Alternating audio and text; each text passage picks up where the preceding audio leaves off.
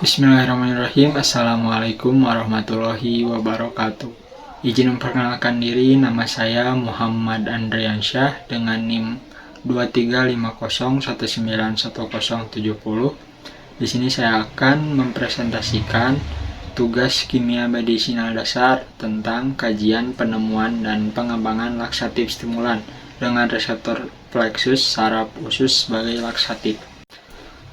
Untuk latar belakang, konstipasi merupakan salah satu gangguan saluran pencernaan yang paling umum ditemukan di masyarakat, yang ditandai dengan frekuensi buang air besar yang rendah serta konsistensi feses yang keras.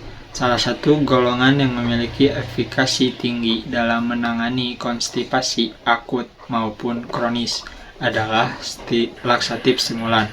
Berbeda dengan laksatif pembentuk massa atau osmotik yang bekerja dengan menarik air secara pasif, laksatif stimulan bekerja secara aktif dengan menargetkan komponen saraf di dalam dinding usus, khususnya plexus saraf otot atau yang dikenal sebagai plexus Auerbach. Untuk sejarah, penggunaan laksatif stimulan telah tercatat dalam sejarah farmakoterapi sejak ribuan tahun lalu. Jauh sebelum struktur kimianya diidentifikasi, masyarakat peradaban kuno seperti Mesir, Yunani, dan Tiongkok memanfaatkan berbagai sumber botani seperti daun sena, akar rhubarb, atau aloe vera untuk mengatasi konstipasi. Pada masa itu, efektivitas tanaman tersebut dianggap sebagai hasil dari kekuatan penyembuh alam. Memasuki abad ke-19, seiring dengan kemajuan teknik isolasi kimia, para ilmuwan mulai mengekstraksi senyawa murni dari tanaman tersebut. Penemuan glikosida anthraquinone menjadi titik balik penting, di mana para ahli kimia menyadari bahwa zat aktif tersebut melewati proses biotransformasi di dalam tubuh sebelum memberikan efek. Perkembangan sintesis kimia pada abad ke-20 kemudian melahirkan senyawa difenilmetana seperti bisakodil dan fenolftalein. Penemuan ini didorong oleh kebutuhan akan agen pencahar yang memiliki dosis terukur, stabilitas penyimpanan yang lebih baik, serta onset kerja yang lebih konsisten dibandingkan sediaan herbal mentah yang kandungannya sangat fluktuatif. Selanjutnya, klasifikasi laksatif stimulan. Berdasarkan struktur inti dan asal-usul molekulnya, laksatif stimulan dibagi menjadi beberapa kelompok besar. Yang pertama, golongan anthraquinone. Kelompok ini merupakan laksatif stimulan alami yang paling dikenal. Struktur dasarnya adalah inti antrasen yang memiliki gugus karbonil pada posisi 9 dan 10. Dalam tanaman, senyawa ini biasanya terdapat dalam bentuk glikosida. Ikatan glikosidik ini sangat penting karena menjaga molekul tetap polar, padat, dan tidak diserap di usus halus. Contoh utamanya adalah senosida A dan B dari sena, serta alin dan hemodin. Yang kedua, golongan turunan difenilmetana merupakan senyawa sintetik yang memiliki dua cincin benzena yang dihubungkan oleh satu atom karbon. Golongan ini mencakup bisakodil dan natrium picosulfat. Bisakodil dirancang sebagai molekul lipofilik yang dilapisi dengan pelindung enterik, sedangkan natrium picosulfat dimodifikasi dengan gugus sulfat agar tetap berada di lumen usus tanpa diserap ke dalam darah. Yang ketiga, golongan asam lemak. Contoh utama dari golongan ini adalah minyak jerak. Secara kimia, komponen aktifnya adalah asam risinoleat. Berbeda dengan anthraquinone, asam risinoleat bekerja sangat cepat dan kuat karena langsung mengiritasi mukosa dan plexus saraf sejak di usus halus. Mekanisme kerja utama golongan ini adalah stimulasi kimia langsung pada plexus Auerbach. Zat aktif yang telah teraktivasi seperti aglikon pada anthraquinone atau bentuk fenol bebas pada bisakodil akan berikatan dengan reseptor pada neuron enterik. Hal ini memicu pelepasan neurotransmitter asetilkolin secara masif. Asetilkolin kemudian berikatan dengan reseptor muskarinik pada sel otot polos kolon. menyebabkan kontraksi peristaltik yang kuat yang dikenal sebagai kontraksi propulsif massal. Selain efek prokinetik, laksatif stimulan juga memiliki mekanisme sekretori. Senyawa aktif ini merangsang pelepasan mediator inflamasi seperti prostaglandin dan histamin yang kemudian menghambat kerja enzim. Akibatnya, transportasi natrium dan air dari rumen usus kembali ke pembuluh darah terhambat. Hal ini menyebabkan akumulasi cairan di dalam kolom yang melunakkan feses sekaligus menambah tekanan hidrostatik untuk membantu pengosongan usus. Dengan mekanisme ganda ini, stimulasi saraf dan retensi cairan, laksatif stimulan menjadi agen yang sangat efektif untuk mengatasi konstipasi fungsional.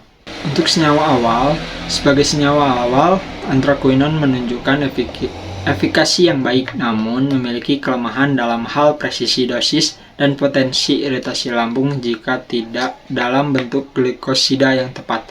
Senyawa ini bersifat prodrug alami di mana aktivitasnya bergantung pada hidrolisis ikatan gula oleh enzim beta-glikosidase dari bakteri usus untuk melepaskan bentuk aglikon yang aktif. Hasil pengembangan. Hasil akhir dari proses penemuan dan optimasi struktur ini adalah lahirnya obat-obat modern seperti bisakodil dan natrium picosulfat. Bisakodil kini tersedia dalam bentuk tablet salut enterik yang dirancang khusus untuk pecah hanya pada pH basa di usus besar, serta bentuk suppositoria untuk onset kerja yang lebih cepat 15 hingga 60 menit.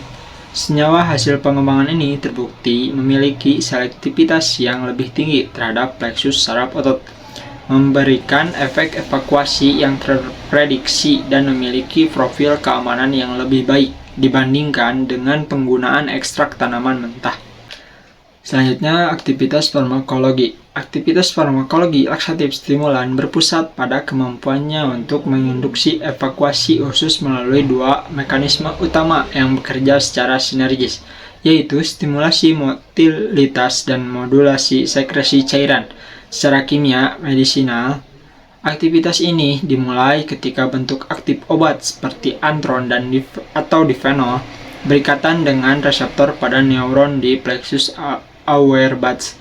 Interaksi ini memicu kaskade pensinyalan intraseluler yang melepaskan neurotransmitter excitatory yang kemudian menghasilkan kontraksi otot polos sirkular dan longitudinal secara terkoordinasi. Gerakan propulsif massal ini secara signifikan mempercepat waktu transit feses di dalam kolon, sehingga mencegah penyerapan air yang berlebihan dan menjaga konsistensi feses tetap lunak. Selain efek prokinetik, laksatif stimulan menunjukkan aktivitas sekretori yang kuat. Melalui pengaruhnya pada transport ion di mukosa usus, senyawa aktif dalam golongan ini menghambat enzim dan kanal klorida tertentu yang menyebabkan akumulasi elektrolit seperti natrium dan klorida di dalam lumen usus. Selanjutnya, efek samping dan resiko. Meskipun memiliki efikasi yang tinggi, penggunaan laksatif stimulan membawa risiko efek samping yang berkaitan erat dengan sifat iritan dan mekanisme kerja molekulernya. Stimulasi yang berlebihan pada plexus Auerbach dalam jangka panjang dapat menyebabkan degenerasi neuron enterik atau penurunan sensitivitas reseptor terhadap rangsangan alami.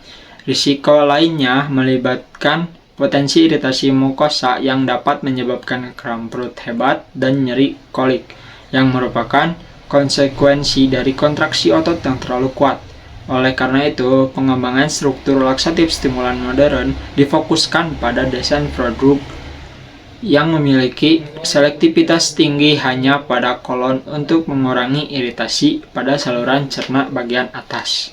Selanjutnya, kesimpulan. Berdasarkan kajian mendalam mengenai penemuan dan pengembangan laksatif stimulan dengan target molekuler plexus saraf otot, dapat disimpulkan bahwa keberhasilan terapi konstipasi sangat bergantung pada stimulasi sistem saraf enterik yang presisi.